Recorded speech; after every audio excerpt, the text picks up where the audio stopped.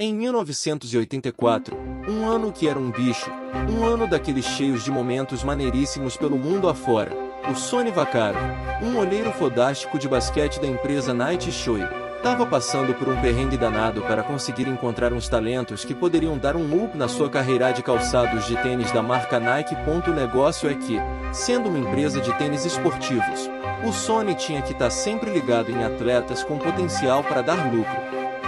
Naquele ano, os tênis de basquete mais vendidos eram da Converse, com 54% do mercado, seguidos pela Adidas com 29%, e os outros 17% eram da Nike. O Howard White, chefe da divisão de basquete da Nike, falou que naquela época a Adidas estava com moralzinha entre os adolescentes americanos porque os novos rappers estavam usando pra caramba. Enquanto a Converse já tinha se estabelecido como o tênis dos monstruosos sagrados do basquete, Magic Johnson e Larry Bird, os embaixadores da marca. A Nike mesmo ainda estava na vibe de ser tênis de corrida, o que não era lá muito rentável, porque a molecada não estava afim de correr, sacou? Eles deveriam ser sedentários? E isso queria dizer que não estava dando lucro suficiente com os jovens. Dentro da própria Nike, a divisão de basquete era a mais pobre em termos de dinheiro. Na reunião de marketing rolou o debate liderada por Rob Strasser, o gestor de marketing da empresa. Eles estavam juntos para decidir qual novato da NBA eles iam abordar naquele ano para ser o embaixador da marca. As escolhas deles não estavam muito alinhados com os seus interesses. Sam Bowie já tinha se aliado com Converse, assim como o terceiro na lista, Michael Jordan, que estava quase fechando com a Adidas. Não dava para competir com um concorrente desse tamanho. Enquanto isso, o quarto da lista, Sam Perkins, não era considerado tão fotogênico pela equipe, então as únicas opções que sobraram eram da quinta até a 20ª posição. Aí o Rob decidiu ir embora e o Sonny foi atrás. Os dois ficaram conversando no banheiro. E foi ali que o Sonny deu uma ideia. O nome que eles deveriam escolher era Michael Jordan. Mas o Rob competiu, porque o Jordan ia ser caro demais para abordar. O orçamento que a Nike tinha separado era só de $250 mil e isso cobria 3 jogadores. Ó filho!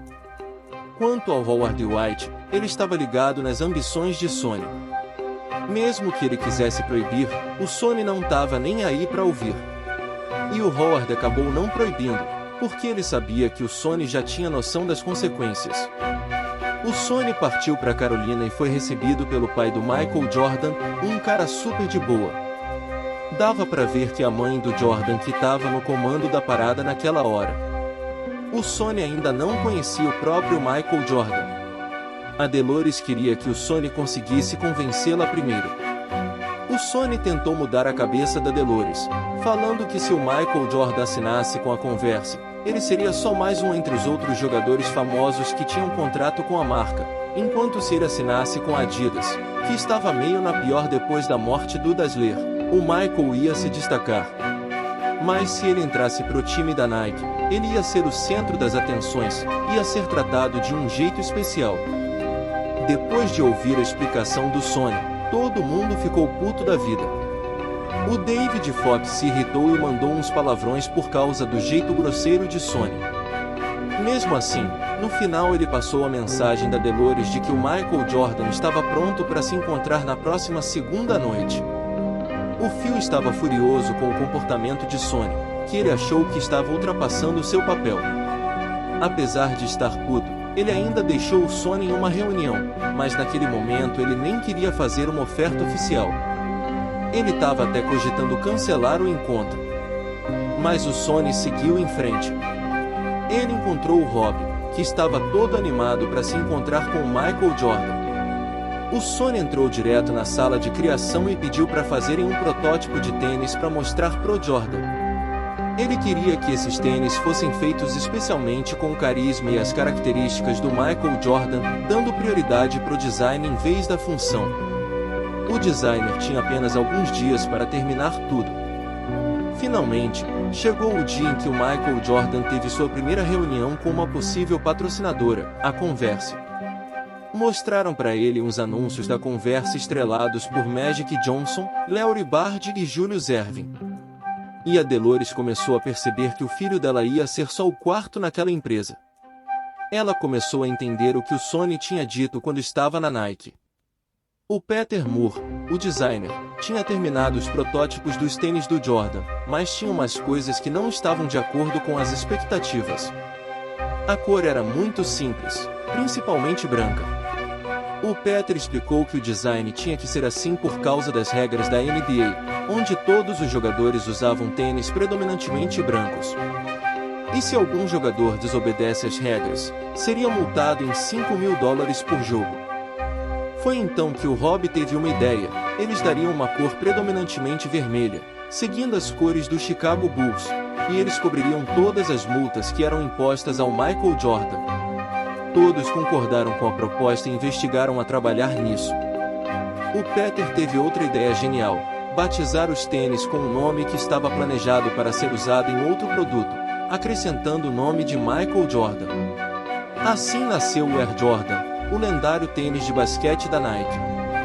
Naquela noite, a equipe trabalhou até tarde e até mesmo nos fins de semana para finalizar uma apresentação antes do encontro com Michael Jordan.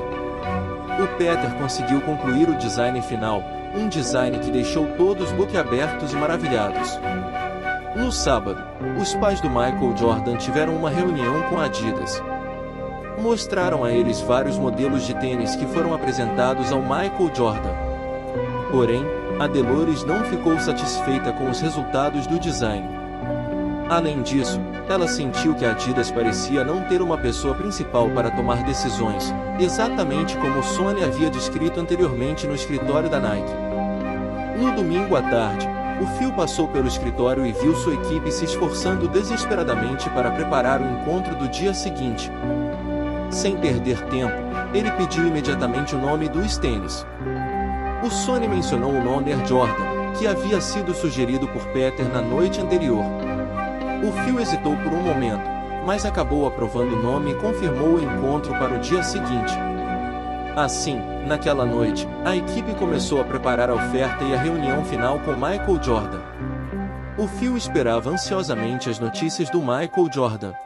No final, eles tiveram que aceitar as palavras duras trazidas por Sonny, mas, inesperadamente, o Phil decidiu não se importar. Ele disse ao Sonny para entrar em contato imediatamente e fechar o contrato. Ele decidiu arriscar, usando o slogan que havia usado quando começou a empresa. O Sonny entrou em contato com a Dolores e disse que a empresa estava disposta a aceitar todas as exigências. Agora eles conseguiram conquistar a estrela que tanto desejavam. O Sonny pediu ao Rob para entrar na sala de escritório, onde anunciou que conseguiu contratar uma estrela do futuro para o maior contrato. Aí eles conseguirão fechar com o Michael Jordan. O contrato mais incrível que a empresa já fez. Graças às vendas dos tênis, o Phil vai finalmente realizar o sonho de ganhar $3 milhões em um ano. E foi além das expectativas, com uma receita de $162 milhões apenas no primeiro ano de vendas dos Air Jordans. O sucesso estrondoso do primeiro Air Jordan mudou instantaneamente a imagem da Nike. Os Air Jordan geraram uma média de $4 bilhões por ano para a Nike, e o próprio Michael Jordan continua recebendo uma renda passiva até hoje. Aproximadamente $400 milhões são provenientes das vendas dos tênis Air Jordan, sendo seu salário regular a cada ano. A história de como a Nike conquistou Michael Jordan e transformou-o em uma marca poderosa é um exemplo de visão, ousadia e perseverança.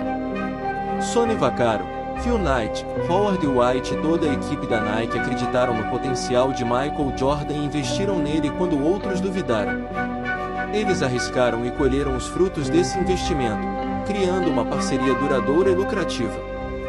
Hoje, o tênis Air Jordan continua sendo um símbolo de estilo e desempenho no basquete, e a marca se expandiu para outros esportes e segmentos da moda. A história de sucesso de Nike e Michael Jordan serve como inspiração para todos que buscam alcançar seus sonhos, mostrando que com inspiração e confiança é possível superar obstáculos e alcançar o sucesso. E assim, a Nike deixou sua marca na história do esporte e se tornou uma referência global.